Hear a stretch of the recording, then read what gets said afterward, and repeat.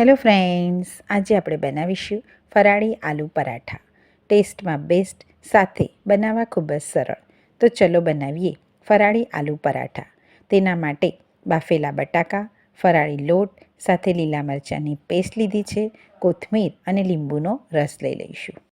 અહીંયા આપણે એક બાઉલ લીધો છે. બાઉલની અંદર 1 કપ એટલે કે વજનમાં 250 ગ્રામ જેટલો ફરાળી લોટ લઈ લઈશું.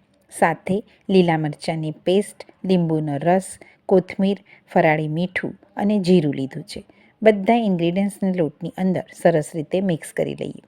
સાથે 2 નંગ જેટલા મોટી સાઇઝના બાફેલા બટાકાને મેશ કરીને રેડી કરી રાખ્યા છે. તેને આપણે લોટમાં એડ કરી દઈશું અને તેને સરસ રીતે મિક્સ કરી લઈશું. આ રીતે ધીરે ધીરે મિક્સ કરતા જઈશું અને પરાઠાનું બેટર રેડી કરી લઈશું. આજે આપણે આલુ પરાઠા પ્લાસ્ટિકની થેલીનો ઉપયોગ કરીને બનાવીશું, જેથી એકદમ સરળ રીતે રેડી થઈ જશે. તો અહીંયા આપણે પ્લાસ્ટિકની થેલી લીધી છે, તેને તેલથી ગ્રીસ કરી દઈશું. હવે આપણે તેની ઉપર આલુ પરાઠાનો લુઓ મૂકી દઈશું અને ફરીથી પ્લાસ્ટિકની થેલી ફોલ્ડ કરી દઈશું.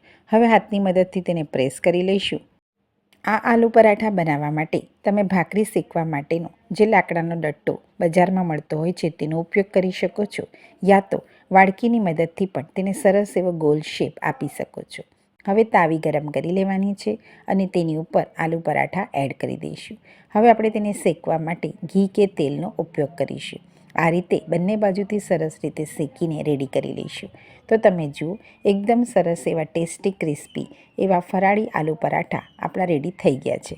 તો અમારા આલુ પરાઠા અહીંયા રેડી થઈ ગયા છે. તો ચલો ફરાળી આલુ પરાઠાને આપણે દહીં સાથે સર્વ કરી દઈએ.